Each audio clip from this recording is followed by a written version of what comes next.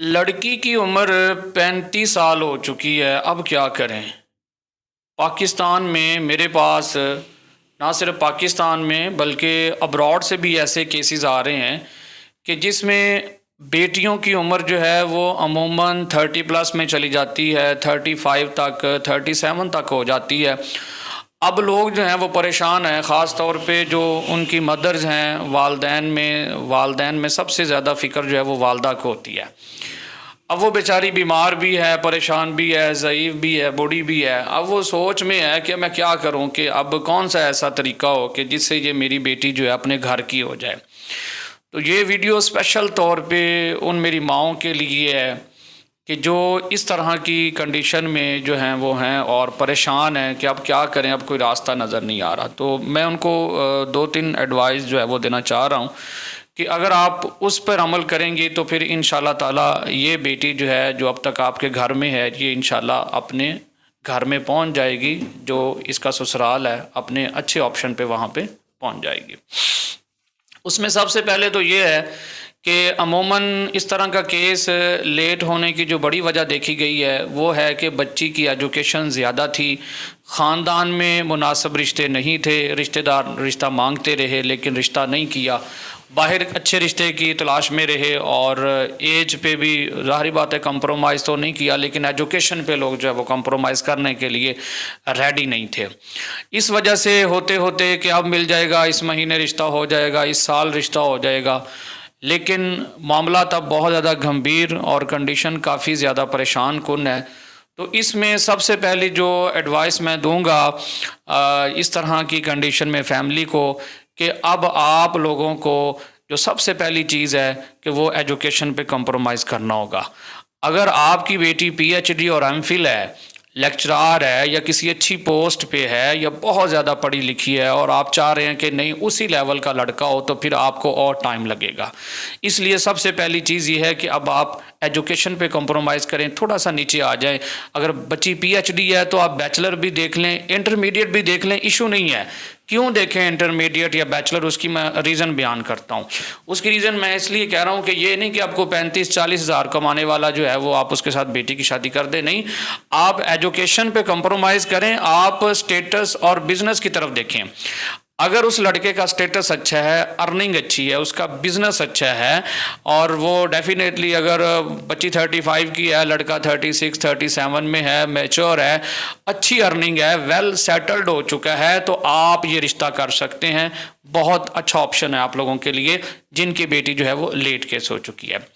दूसरी चीज़, अब आपको उसके जो मैरिटल स्टेटस है ना उस पर कंप्रोमाइज़ करना पड़ेगा। आपकी बच्ची अनमैरिड है, अब अनमैरिड का राग अलापना छोड़ दें। अब छोड़ दें इस चीज़ को कि हमें भी जो है वो एक अनमैरिड लड़का मिलेगा, नहीं मिलेगा, बिल्कुल नहीं मिलेगा। अगर मिलेगा तो फॉल्टी केस होगा और परेशानी बन जाएगी आपको, जो है ना वो फर्दर आपको प्रॉब्लम्स हो सकती हैं। आप मैरिटल स्टेटस में डाइवोर्स देख सकती हैं, अगर किसी से कोई फीमेल खुला ले गई है वो आप देख सकती हैं, किसी की मिसिस की डेथ हो गई है, रंडवा जिसको कहते हैं, वो देख सकती हैं, विदाउट चिल्ड्रन भी देख सकती हैं, या एक आध बच्चा भी अगर हो तो प्लीज़ कर लें। ये मैं आपको अपने 11-12 साल की एक्सपीरियंस की बेस पे बता रहा हूँ। आपका बेटा हूँ, आपका छोटा भाई हूँ, मेरी बात को सीरियस लीजिएगा। 2 फैक्टर मैंने अभी बताए हैं कि पहला फैक्टर ये है कि आपको उसकी एजुकेशन पे कंप्रोमाइज़ करना होगा। दूसरा फैक्टर जो मैं बताने लगा हूँ वो है कि आपको उसके मैरिटल स्टेटस पे कंप्रोमाइज़ करना होगा। छोड़ दें इस चीज़ को, अनमैरिड मिलेगा, हमें नहीं लेना तलाक वाला, हमें नहीं वो लेना जिसकी बीवी फौत हुई है, आप वो ले लें जिसके साथ कोई मिसहैप हुआ है, किसी के साथ प्रॉब्लम हो गई है, कोई ट्रेजिडी हो गई है, कर लें वो रिश्ता, अच्छे रह जाएंगे। क्योंकि वो भी परेशान है, आप भी परेशान हैं, तो परेशान बंदा एक दूसरे के दुख को समझ सकता है। दूसरे बंदे को इस चीज़ का, तीसरे बंदे को कोई इस चीज़ का फ़र्क नहीं पड़ता कि आपकी कंडीशन क्या है, आप किन हालात में हैं, आपकी क्या परेशानियां हैं, आपके क्या प्रॉब्लम है, किसी बंदे को फ़र्क नहीं पड़ता, फ़र्क आपको पड़ता है। ठीक है। अच्छा, उसके बाद जो आप तीसरी चीज़ पे अगर मैं समझूं कि लोगों को देख लेना चाहिए, गो के थोड़ा सा मुश्किल होता है, उसमें ये देख लें कि आप विद वाइफ रिश्ता कर लें ऐसे मर्द के साथ शादी कर दें उस बच्ची की कि जिसकी बीवी तो है लेकिन औलाद नहीं हो रही और वो औलाद के लिए रिश्ता करना चाह रहा है। अब आप कहेंगे अजीब बात कर दी हाफिज साहब, आपको ये आपने बड़ी अजीब सी बात कर दी। मैं बताता हूँ, देखें जो बंदा पहली बीवी के होते हुए रिश्ता कर रहा है ना और उसको छोड़ना नहीं चाहता, सबसे पहली चीज़ है कि वो बंदा गैरतमंद है, वो बंदा हयादार है, वो बंदा वफादार है। वफादारी सेंस में कि उसने उसके साथ 5, 10, 15 साल गुजारे, औलाद नहीं हुई, वो उसको छोड़ना नहीं चाहता, क्योंकि इसमें फ़ीमेल का कसूर नहीं है, हरगिज़ नहीं कसूर उसका कि उसको औलाद नहीं हुई और वो उसको छोड़ दे। वो बेचारी पहले परेशान है औलाद ना होने की वजह से, एक और दुख उसको अगर दे दें कि उसका घर वाला भी, अगर उसका जो मजाजी खुदा है वो भी उसको छोड़ देगा तो उसकी क्या ज़िंदगी रह जाएगी। उसके वालिदैन पहले ही परेशान है, उसको डबल और ट्रिपल परेशानी हो जाएगी, वो बेचारी और मुश्किलात में चले जाएगी। ये बंदा भी अपसेट होगा, वो फीमेल भी अपसेट हो जाएगी।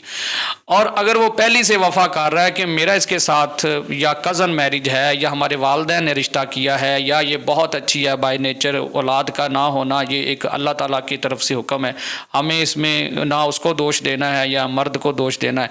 हाँ ये है कि आप बंदे का मेडिकल करवा लें कि अगर वो मेडिकली तौर पे ओके है, उसमें सब कुछ वो सलाहियत है एक बाप बनने की, तो फिर आप लोग जो हैं विद वाइफ कर सकते हैं। मैं यहाँ पे एक एक्सपीरियंस बयान करता हूँ। हमारे एक मैच मेकर दोस्त हैं, तो उन्होंने मुझे बात बताई, कहते हाफिज साहब हमने इस तरह एक लेट केस था, तो वो तलाक वाला तलाश कर रहे थे कि हमारी बेटी लेट केस में है तो हम तलाक वाले से रिश्ता कर लेते हैं। तो कहता मैंने उनको समझाया तलाक वाले से क्यों करेंगे आप, क्या वजह है, जिसने पहली छोड़ी है उसके लिए मुझे नहीं लगता कोई दूसरी छोड़नी ज़्यादा मुश्किल होगी।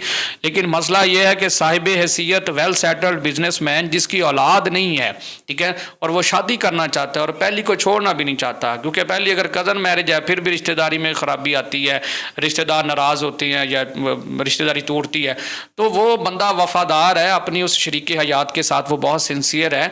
तो अगर वो उसका ख़र्चा अच्छे तरीके से मेंटेन कर रहा है, उसका घर चला रहा है, उसको इज़्ज़त के साथ रखा हुआ है, तो अगर वो पहली को इज़्ज़त के साथ रख सकता है और वो विलिंग है, दोनों वो मियाँ बीवी विलिंग है कि हम जो है वो शादी कर लें और एक और फीमेल अपने घर में ले आएँ, हो सकता है उसकी बरकत से अल्लाह उसे भी दे दे और हमें भी दे दे। तो ये अगर जिस फैमिली की सोच है तो वहाँ पे आप रिश्ता कर सकते हैं। तो 3 मैंने अभी आपको चीज़ें बयान कर दी हैं, ठीक है। पहली आप एजुकेशन पे कॉम्प्रोमाइज़ करें, आपका रिश्ता हो जाएगा। दूसरी चीज़ है ये है कि अगर किसी के साथ मिसहैप हुआ है, ठीक है, किसी की मिसेस की डेथ हो गई है या वो फीमेल जो है उसका माइंडसेट कुछ और था और वो खुला ले गई है, कुछ छोड़ गई है उसको और वो बंदा राइट पे था, तो आप वहाँ भी रिश्ता कर सकते हैं। और थर्डली आप विद वाइफ अगर कोई मेल रिश्ता करना चाह रहा है, वेल सेटल्ड है, उसकी रेपुटेशन अच्छी है, उसकी वेरिफिकेशन करवा लें, तो भाई आपके लिए ये रिश्ता भी सूटेबल है। तो मैं सिर्फ आज की वीडियो में यही मैसेज देने के लिए आपको यहाँ पे हाजिर हुआ था कि आप जो वालिदैन परेशान हैं, किसी का कुछ नहीं जाना, बहन भाइयों को इतना फ़र्क नहीं पड़ता, वालिद को भी शायद इतना फ़र्क पड़ता तो है लेकिन शायद वो अपने रोज़मर्रा मामलात में बिज़ी रहता है, उसको इतना नहीं फ़र्क पड़ता। लेकिन जो 24 घंटे वो माँ जो उस बच्ची को देखती है और उसका दिल कुड़ता है, वो उसका जो है वो अंदर 24 घंटे उसके जो है वो इस चीज़ की कशमकश रहती है और परेशानी रहती है, चुभन सी रहती है कि ये बेटी मेरी, इसका क्या कसूर है, क्यों इसका रिश्ता नहीं हो रहा, अल्लाह ने क्या इसमें कमी रखी है, सूरत भी है, सीरत भी है, तालीम भी है, अच्छी तरबियत भी है, मेरी बेटी बाहया है, नमाज़ पढ़ती है, पर्दा करती है, क्यों नहीं अल्लाह ताला इसका रिश्ता जो है वो मेरे मालिक क्यों इसका रिश्ता नहीं हो रहा, क्या खामी है, क्या कमी है इसमें।